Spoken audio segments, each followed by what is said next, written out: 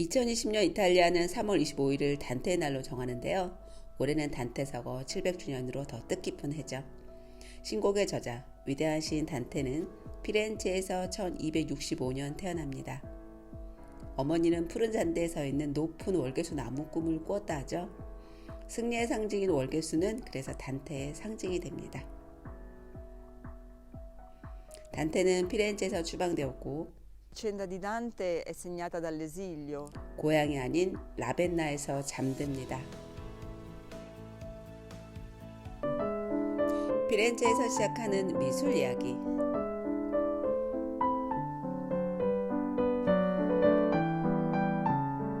안녕하세요. 피렌체 이다입니다.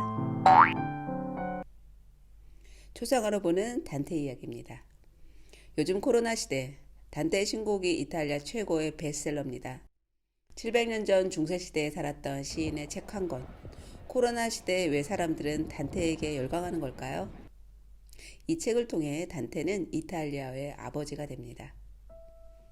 단테는 37살에 피렌체에서 추방되어 망명생활을 하면서 14년 동안 신곡을 집필하죠.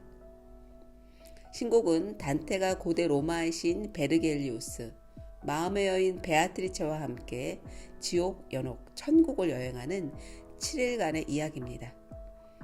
신곡은 단테가 죽은 후 출판되자마자 세계 고전문학 최고의 걸작으로 전 세계인의 사랑을 받고 있습니다. 천국에 이르기 위해서는 지옥을 지나야 한다. 죄에 대한 깨달음을 통해서만 구원을 이룰 수 있다는 메시지. 단테가 본 삶에 대한 통찰이죠. 단테가 남긴 집에는 후손이 여전히 살고 있는데요. 피에랄비제 알리게리는 20대째 후손입니다. 700년을 단테의 집에서 살고 있는 거죠. Nel mezzo del cammin di nostra vita mi ritrovai per una selva oscura che la diritta via era smarrita. Nel mezzo del cammin di nostra vita mi ritrovai per una selva oscura che la diritta via era smarrita. 우리 인생의 반평생을 지냈을 무렵 나는 바른 길에서 벗어나 어두운 숲속에 들어섰네. 신곡은 세 줄의 문장, 운율까지 맞춘 아름다운 시입니다. 단테는 신곡 1장에서 자신의 처지를 이렇게 고백하죠. 시인의 고달픔은 곧 우리들의 삶의 여정과 비슷합니다. 신곡에서 만나는 수많은 사람들의 인생 이야기를 들으며 삶에 대한 문제를 통찰하는 단테는 드디어 르네상스로 가는 길을 우리에게 열어주었습니다. 그래서 사람들은 단테의 얼굴을 보고 싶어 하죠. 이탈리아에서 데드마스크와 유고를 토대로 하여 디지털 복원을 시도했는데요.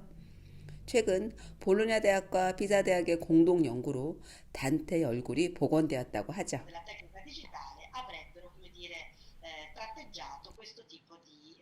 긴 메브리코가 인상적인 이 모습은 90% 실물과 근접하다고 합니다. 이번 편은 화가들이 그린 초상화로 단테를 기념해 봅니다. 1840년 조르조 바자리의 기록을 토대로 조또가 그린 피렌체 바르젤로 미술관의 초상화를 찾기 시작합니다. 당시 바르젤로는 감옥이었는데요. 감옥을 아예 옮기고 발굴을 했을 정도로 단테에 대한 피렌체의 사랑이 뜨거웠죠. 복원을 통해 1840년 단테의 초상화가 마침내 세상에 공개되었습니다. 이것은 피렌체 리카르디아나 도서관에 보관된 필사본입니다.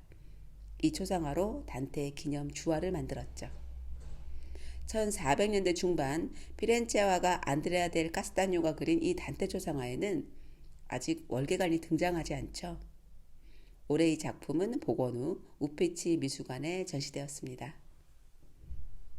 피렌체 두오모 성당에 있는 미켈리노의 초상화에서부터 단테 초상화에는 월계관이 씌워지죠. 가장 유명한 이 단테 초상화는 비너스의 탄생으로 유명한 산드로 보티첼리 작품입니다. 신곡을 100장의 필사본으로 그려 1495년 사파가 있는 신곡을 처음 출판한 인물도 보티첼리죠. 그의 지옥도는 아름답기까지 합니다. 루카 시뇨렐리도 이탈리아 오르비에토 두오모에 단테의 초상화를 그려 넣었죠. 아니올로 브론지노가 그린 단테는 고개를 돌려 연옥을 바라보고 있는데요. 그가 외면한 곳에는 단테가 추방당한 피렌체가 있습니다. 1302년 단테는 로마에서 돌아오는 길에 판결문을 받고 피렌체와 인사도 못한 채 추방당했죠.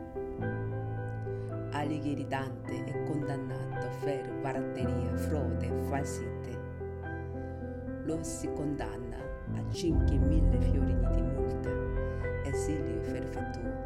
단테 알리게리는 공구맹령, 달세, 공문소유죄로 5,000 fiorini 벌금형과 영구 추방령을 내린다. 이것이 중세의 운명을 바꾼 판결문이죠. 바자리의 그림에서는 시인들을 둘러싸인 단테가 있죠. 페트라르카와 시인들 모두 단테의 말에 귀를 기울이죠. 그는 이탈리아 문학의 아버지입니다. 라파엘로도 단테를 그렸는데요. 바티칸 박물관 서명의 방 성체 논쟁에는 신학자들과 철학자들 사이에 단테가 있죠. 예술가들의 성지 파르나소스 언덕에도 단테가 나오죠. 라파엘로에게 단테는 예술과 신학, 철학까지 모두 아우르는 거장입니다. 1800년대 낭만파 화가들은 괴테와 단테를 즐겨 그렸죠. 신곡의 사파가로 유명한 구스타포 도레가 그린 단테의 초상화는 마치 지옥불을 바라보는 듯 굳은 표정입니다. 윌리엄 브레이크의 단테도 상상력이 가득하죠. 살바도로 달리도 단테의 신곡을 그렸습니다. 피렌체의 산타 크로체 광장은 단테에게 헌정되었는데요. 이곳에 있는 조각상은 단테 탄생 600주년을 기념하여 세워진 것입니다. 신곡의 지옥편 마지막 구절은 별로 끝납니다. 레스텔레. 신곡의 천국편 마지막 구절도 별로 끝납니다. 별은 희망을 상징하죠. 그리고 그 희망은 사랑으로 완성된다는 것. 단테가 도달한 천국에서 그가 깨달은 것입니다. 코로나 시대, 단테가 말하는 사랑으로 완성되는 희망, 이 시대에 우리가 원하는 말 한마디인 것 같습니다.